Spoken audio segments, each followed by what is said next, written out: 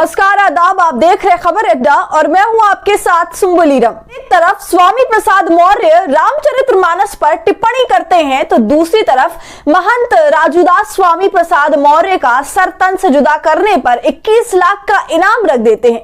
ये मामला पिछले कई हफ्तों से चल रहा है, लेकिन किसे पता था कि इन दोनों का आमना सामना उत्तर प्रदेश की राजधानी लखनऊ में होने वाला है।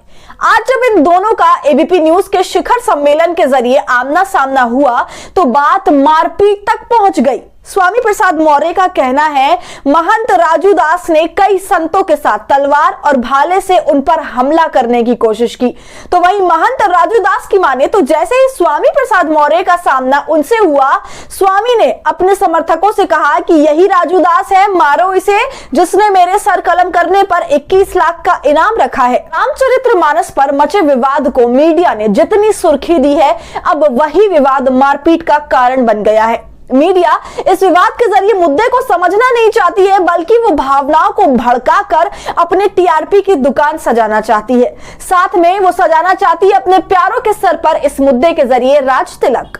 दरअसल आज लखनऊ के 5 स्टार होटल में एबीपी न्यूज ने अपना शिखर सम्मेलन रखा है, जहां उत्तर प्रदेश के मुख्यमंत्री सहित कई पक्ष और विपक्ष के नेताओं ने एबीपी न्यूज के उस शिखर सम्मेलन में हिस्सा लिया।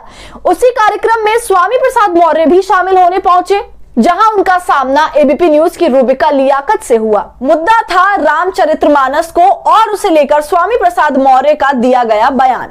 रूबिका लियाकत और स्वामी प्रसाद मौर्य के बीच खूब गर्मा गर्म बहस हुई। उस बहस में स्वामी प्रसाद मौर्य ने रूबिका लियाकत को भाजपाई एजेंट बता दिया, लेकिन बात यहीं खत्म नहीं हुई। जब स्वामी प्रसाद मौर्य उस कार्यक्रम के बाद होटल से निकल रहे थे, तभी एक नया बवाल छिड़ गया। हुआ यह कि जब स्वामी प्रसाद मौर्य कार्यक्रम से बाहर निकल रहे थे, तभी उनका सामना राजूदास परमहंस से हो गया। राजूदास परमहंस ने स्वामी प्रसाद मौर्य पर भगवान राम का अपमान करने का इल्जाम लगाया।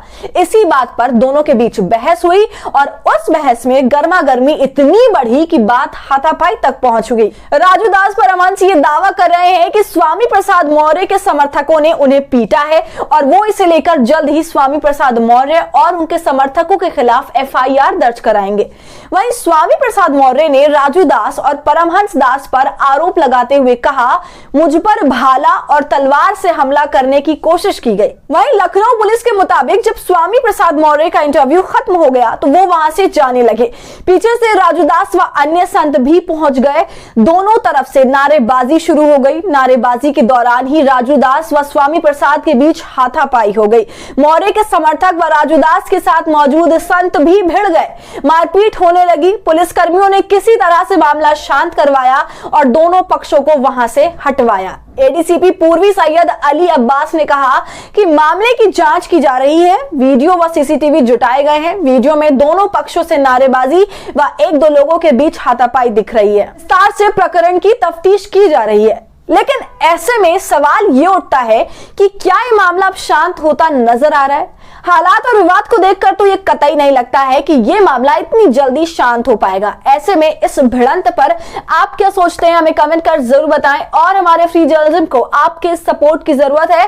वो तभी होगा जब आप जितना ज्यादा थैंक्स के बटन का इस्तेमाल करेंगे। और अगर अब तक आपने खबर अड्डा को यूट्यूब पर सब्सक्राइब नहीं किया है तो इसे अभी फौरन कर ले।